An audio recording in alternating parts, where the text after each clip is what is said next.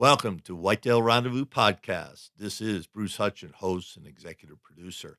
Each week, you will hear tips, techniques, strategies, and personal stories from some of the best and funniest whitetail hunters in North America. Hope you enjoyed today's episode. If you do, tell a friend on social media. If not, tell me and I'll make it better. Thanks for listening, folks. I hope you guys enjoy the next episode as much as I did in taping it. And the interviews with Drew Fuglsang of Outdoor Savage Company, and it's an internet e-commerce site. He sells a lot of apparel, logo merchandise. But even more than that, he loves to hunt whitetails. But I think he loves to hunt ducks even more. He hails from Georgia, and he does basically all his hunting along the Mississippi Flyway for ducks, and then in his local area for whitetails. And that's great, folks. And the outdoor life has treated him well. But when you hear his story, you're gonna kind of question yourself and check yourself out and ask yourself some hard questions. And Drew is upfront, personal, and all in of who he is, why he's where he is today, and the challenges he's overcome. That being said, Drew, I'm really excited you took the time to be on Whitetail Rendezvous. Hey, folks, welcome to another episode of Whitetail Rendezvous. We're heading down to rain-soaked, I believe it's Georgia, Kennesaw. Is that how you say that? Yeah. And we're going to connect with Drew Fuglsang. And Drew runs Outdoor Savage. Well, he's co-owner, co-partner, co-founder. And Drew, welcome to the show. Thanks for having me. Hey, it really is, and I'm glad. Shout out! Hey, let's just give a shout out to Kenny Maynard, a good friend of mine, and that you met a few weeks back, and he said to get on the show. So, hey, Kenny, props to you, man. So, what is Outdoor Savage? What's that all about? So we started out as it's a brand, outdoor lifestyle brand, mostly doing apparel, shirts, hats, decals, things like that. Trying to grow the brand name. The idea is to grow it into a hunting outfitter. We're moving the business and everything to East Texas, which is where I'm originally from, next summer. And we're just trying to get a brand name going enough that we can, piggyback off it and do more things in the outdoor industry. Just because my partner and I both, it's our love, it's our passion, and it's, what we want to be a part of the rest of our life for sure. And so help me understand. Now, are you a retail e-commerce type of platform, or what is it? What are you going to do with it, and how are you going to grow it? So yeah, right now it's e-commerce. We're selling everything off our own website. We did a bunch of trade expos this past summer. We'll be doing them again next summer around the Southeast. We have talked to a few retail stores, but at the same time, we want to stay true to the outdoor industry. And I know a lot of times companies get, I guess you could say, absorbed into the whole, at least in the South, the whole fraternity college scene, and it kind of takes into that. And that's not what we want to be. We want to strictly be, for the outdoor industry. And yeah, I mean, we plan on doing more stuff apparel wise. We just came out with 5 new hats that we put on our website last week. We've got a couple new designs coming out.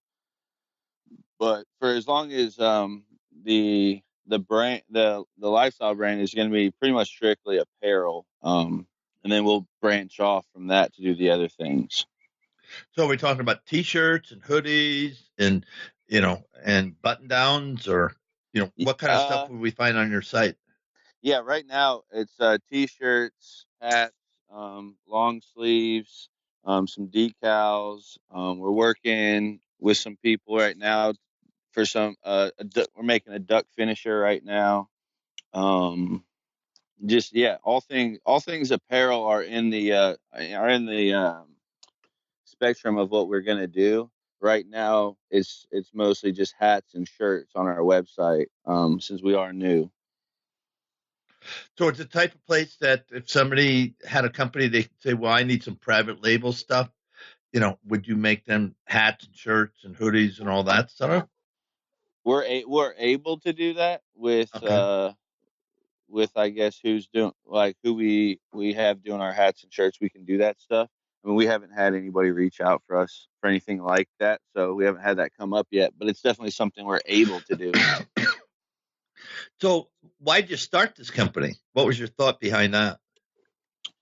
Well, so my business partner and I, we've been hunting together for about 5 years, and we're big duck hunters. I mean, we hunt everything, but we're big duck hunters, and we live in Georgia, so we spend a lot of time on the road driving west, and so we always talked about doing it. Um, we talked about we wanted to do something in the outdoor industry. Both of us are finance majors, and just kind of came to a conclusion like neither of us can sit in an office all day. Um, it's just not doesn't sound appealing at all to me. And so finally, about 6 months ago, we were like, let's stop talking about it. Let's just do it. We always had the idea of the name Outdoor Savage, and we kind of threw it around to a bunch of people we knew that hunted and fished and those things, and asked them what they thought about the name. And everyone thought it was a hit. So we just kind of hit the ground running, not really knowing what we were doing or anything like that. I mean, I made all our first designs. Our first shirt we ran, and we took them to the University of Alabama, because my business partner went. He was in a fraternity there, and we took him there to see, kind of get a reaction of what people thought, and we sold out of them that first day. And so that's kind of when we had the idea of like, all right, we might have something here. But I mean, it's a constant learning curve for us, because neither of us are very tech savvy. So I do have kind of a small art background, so I've been doing a lot of the designing. But we finally got on a graphic design artist who's got some good stuff coming out for us. That's great. And again, how would people find you if they're interested in checking you out? Our website is outdoorsavageco.com, and that's also Outdoor Savage CO is also our Instagram name, and then we're on Facebook as well. And all our social media accounts have links to our website on them. All right. So where do you want that thing to go? I'm hearing that you're going to go to West Texas or East Texas. East Texas. No, are you going to move there? Yes. So so actually so I grew up my most of my family is from the Midwest, farmers. A lot of my cousins run cattle and everything. And so we're actually in March buying a cattle farm out there for a little side business. And we're moving the whole business with it, and yeah. You're not going to get away from the heat, that's for sure. No, I mean, I've been in the heat my whole life. I lived in Colorado for 2 years. Otherwise, I've been in the South my whole life, so I'm kind of accustomed to the heat. I'm more of a baby in the cold. I'm not used to that as much. I can hang the cold and the heat just kicks my butt. Yeah. So That's for sure. Talk to me about, people in the outdoors and in the warm up. You discussed that we wanted to have me bring that up for you. So why is that important to you? I think a lot of it's dying in the sense of when I was young, I knew a lot of people that hunted outside of my family, and a lot of those people I know don't hunt anymore. They don't really have any, I guess, desire to keep it going. And for me, a lot of when I first moved to Georgia, well, when I first got on my own outside of when I got older and in college and stuff, and I was joining hunting clubs, and it was all 40, 50, 60-year-old men in there, and I was this 20-year-old kid in there, and I was always the youngest guy. And I heard so many times from them, like, I can't get my kids to come out and hunt. And I think, at least I know in Georgia, hunting land is hard to come by, and it's very pricey because all the land's owned by the timber companies pretty much. And so it's hard for people to get places to hunt besides, public land, and Georgia does not have good public land. I know out west, and I know in Midwest where my family's from in Iowa and stuff, the public land is really good hunting. To the point in Iowa, I know it's a lot of quota hunts, and in Georgia it's not good. So just bringing people out that have never been. I mean, my partner and I took one of his buddies from high school last year for his first time, and he shot a doe, and I mean, he's been hooked. And I just think a lot of people don't get that opportunity in that aspect. So we're sitting, and thousands of listeners going to hear this. What recommendation would you make to uncles, fathers, mothers, daughters, sons about how to get their best friend out into the outer doors? Um, I mean, I know when I was young with, like, my cousins and my dad and my uncle, like, they always made it fun. It was all about being fun, and kind of what we do with people is, at least for deer hunting, we tell them sit as long as like you feel like sitting.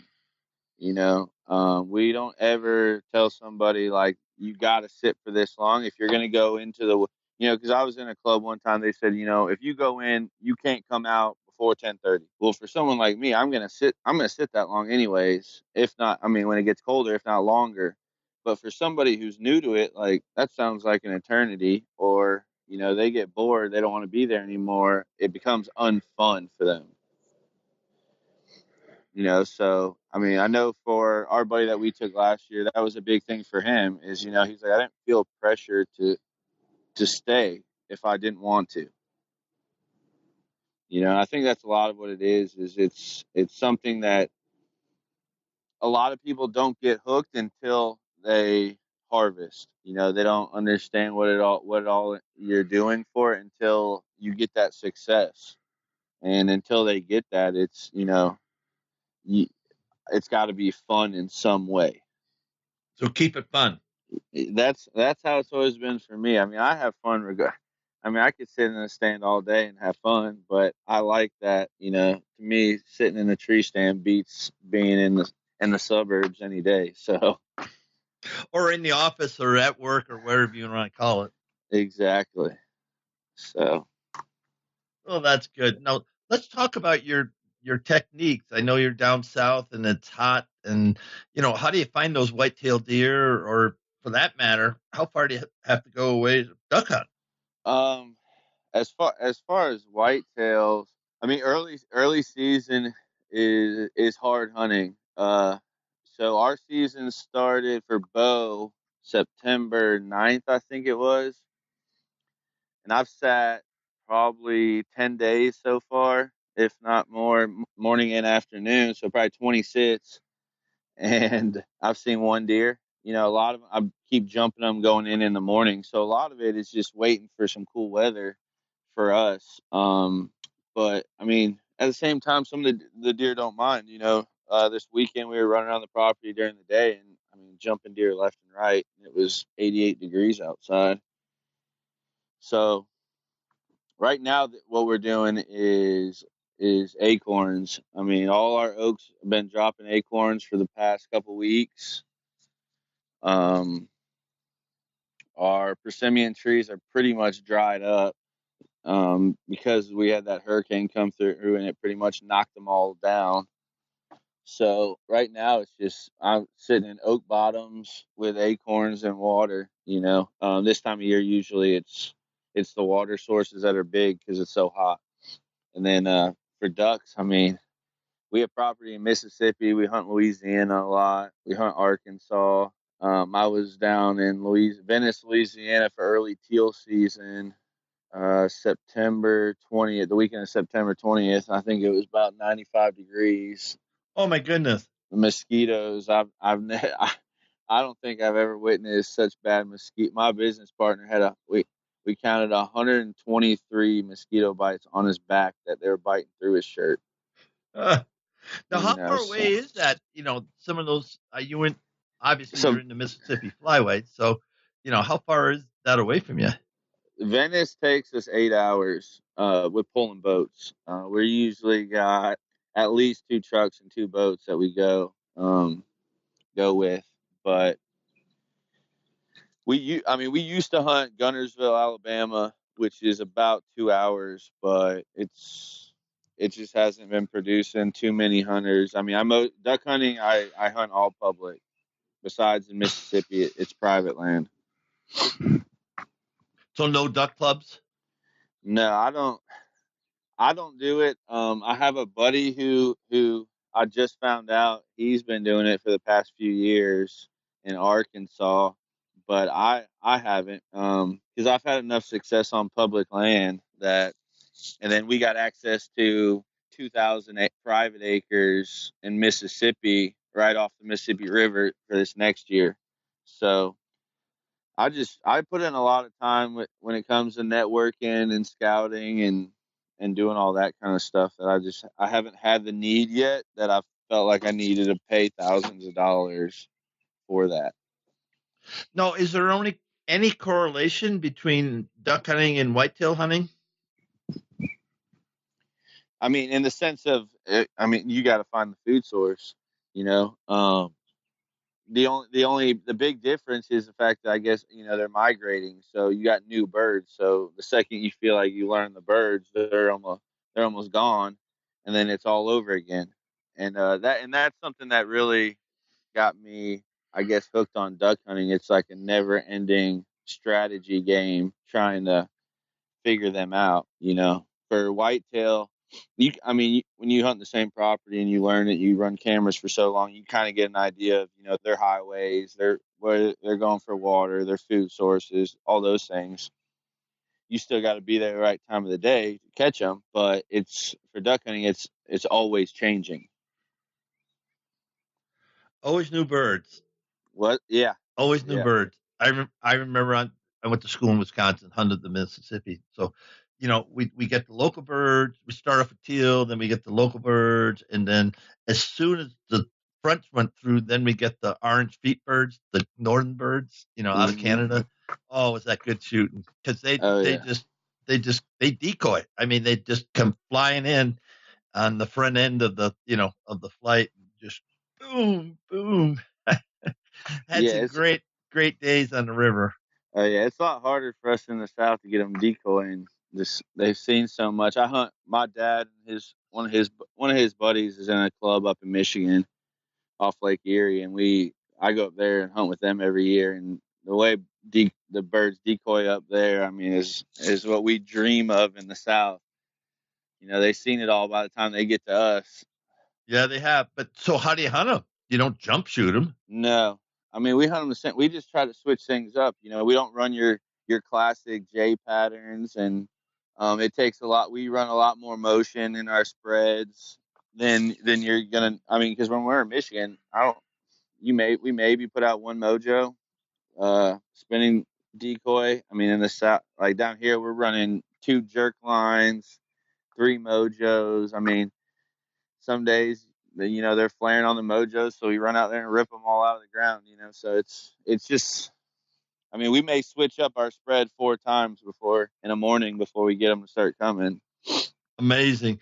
If it had to work that hard for whitetails, I don't know if people would do it. And because you're working hard, for those ducks. Yeah, and that's why I mean, most people think my crew is pretty crazy for what we do when it comes to hunting ducks, but that's why I think it's a small duck hunters is a smaller group. Not everybody likes to be out there wet and freezing and going through trucking through swamps just to shoot six ducks. So True. definitely different. Well, let's change it up a little bit. I know you've got a backstory that we want to share because it's important to understand people to understand, listeners, and that we all want have stories. And I think yours is compelling because here you are. You get your own business, you're hunting ducks, you're hunting whitetails.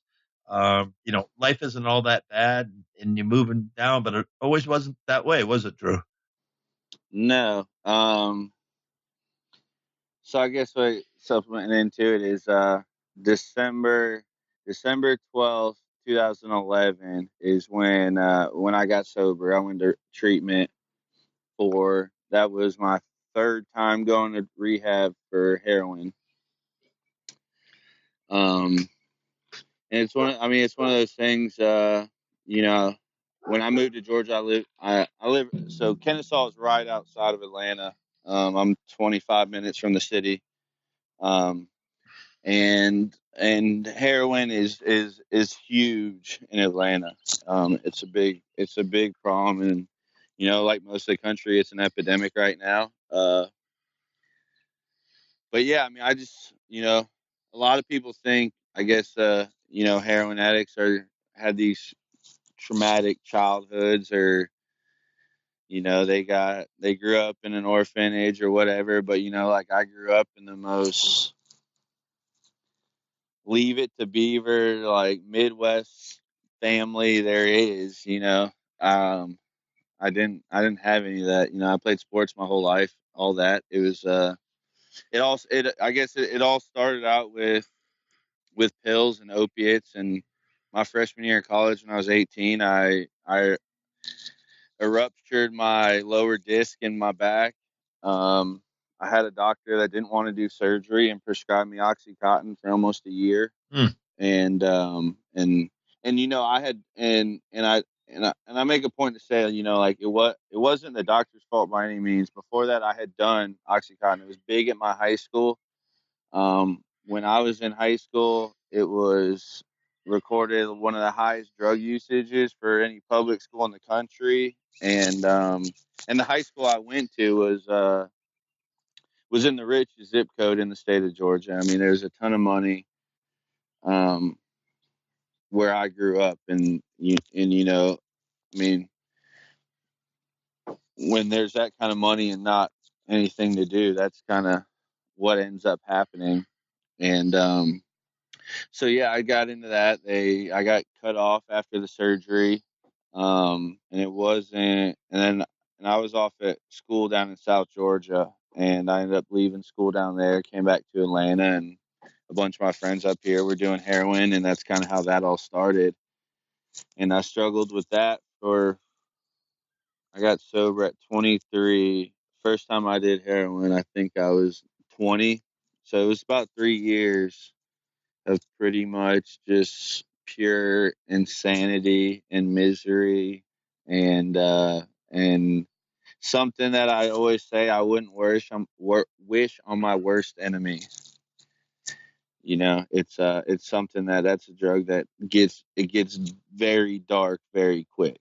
And at the time, right before I got sober, I was living out in Colorado, and one of my best friends, he had just got out of treatment, and I was, I guess this is like harder to say, but I was sitting on my couch in my apartment in Denver, just about made up my mind to commit suicide, um,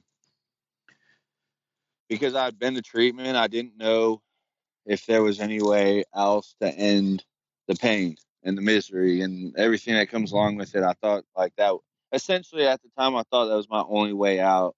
And my phone rang. He called me and was like, "What are you doing? Come back to Atlanta and go to treatment." And I basically called my dad, got on a flight the next day, and flew back here and went to treatment. And that was December 12th, 2011. So, and then since then, I mean, and when I say sober, no alcohol, no drugs, no anything, no mind altering substances, as they say. So, for the people out there, one that have kids, two, they're struggling right now with quote unquote an addiction. you can pick your own poison on that. But why do you think you get seduced into it or sucked into it? Um, I mean, for me, it started out. So, like, the other thing to, I guess, say is I have my CAC. I'm a certified addiction counselor. And I did that for a little while. So, and I was a psychology major for a long time until I realized I do not want to. As much as I want to help people, I do not want to deal with people that are coming off hard drugs, because it's hard. It's very hard, and but a lot of it, I mean, essentially, at least the way the medical field describes it, you're born with it. You're born with that gene, and you hear a lot of people say, like, I have an addictive personality, um, and you can do that and never be quote unquote an addict because you've never, I guess, come across a substance. So be it, whatever you want to call it. But I know for me, it was a lot of it started out as boredom, as and trying to fit in to a degree, because that's essentially what was cool at my high school, was the kids that, like at a lot of high schools, it's like the football players are the cool kids, or the basketball at my school it was the kids that partied every weekend were the cool kids. um, that was kind of the thing. When I was a junior in high school, MTV was going to do a documentary on my high school about how basically messed up it was.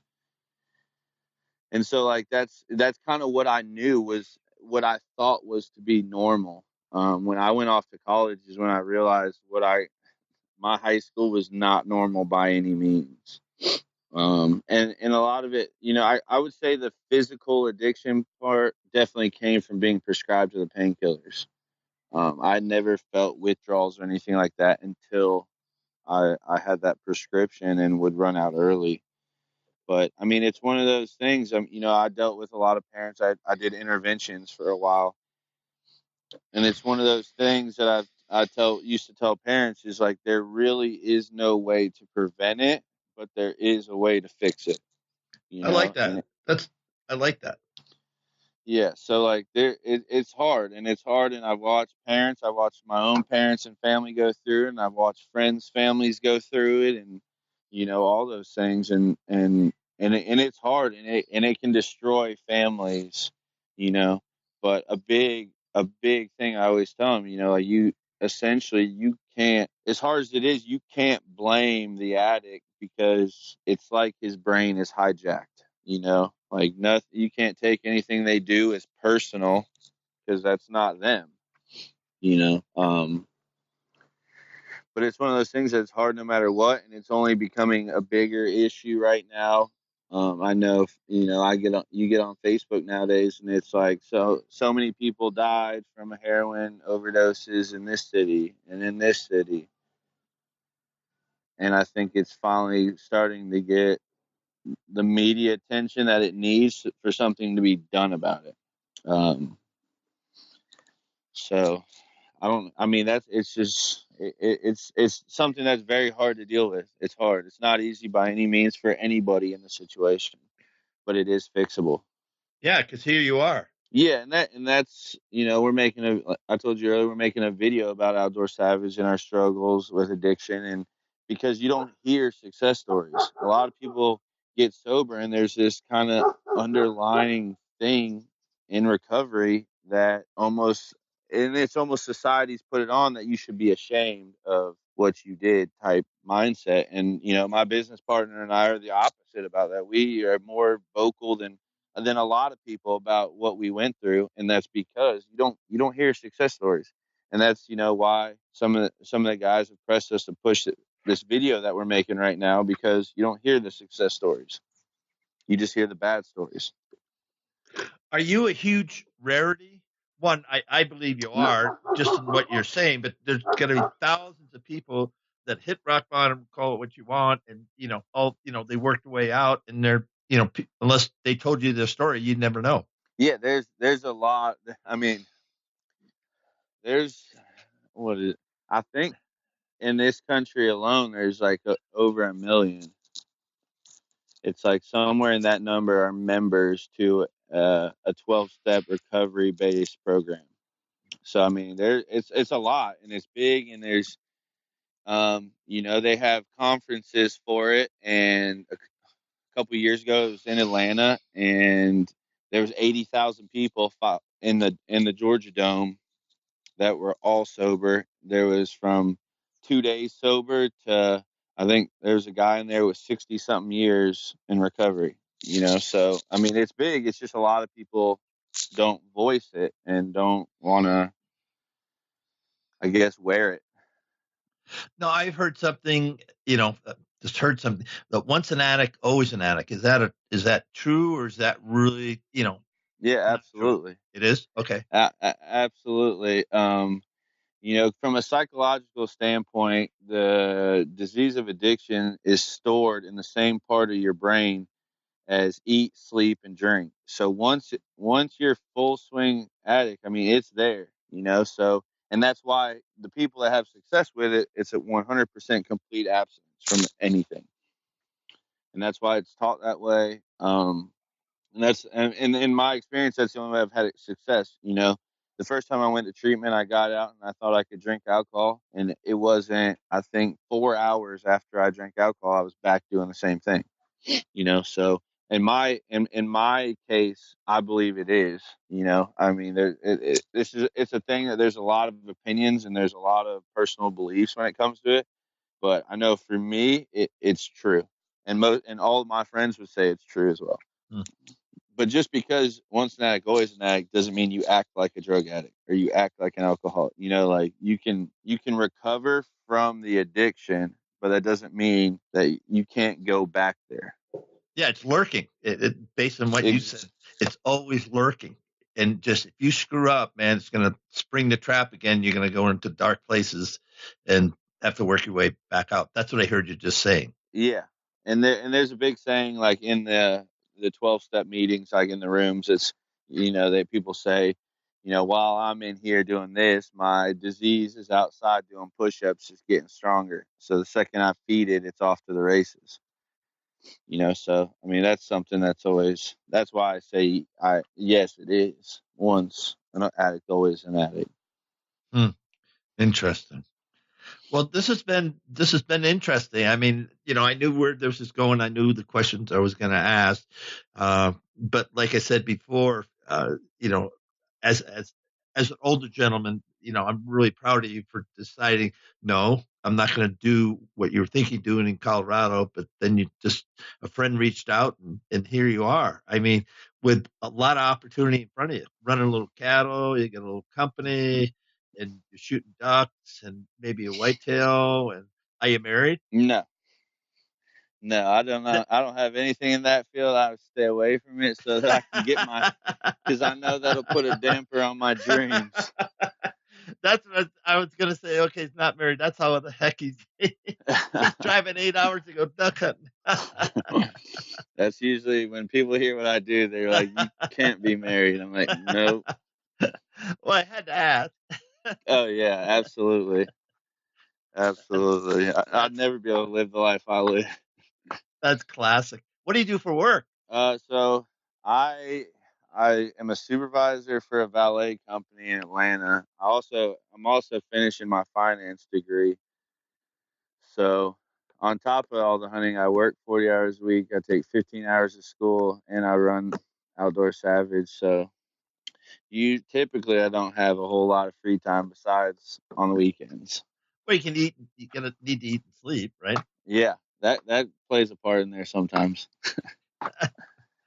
Oh, Drew, this has really been fun. I've enjoyed the heck out of it, and it's so um, enlightening, heartening, all those adjectives. To meet a guy like yourself and said, "Hey, this is where it is. This is where we're at." So, listeners, you can beat whatever you're fighting. And we know right now there's guys and gals out there that, maybe are drinking too much, maybe are using illegal drugs or have pharmaceuticals that, that they don't need the pharmaceuticals, but they're using the pharmaceuticals as their drug de jour.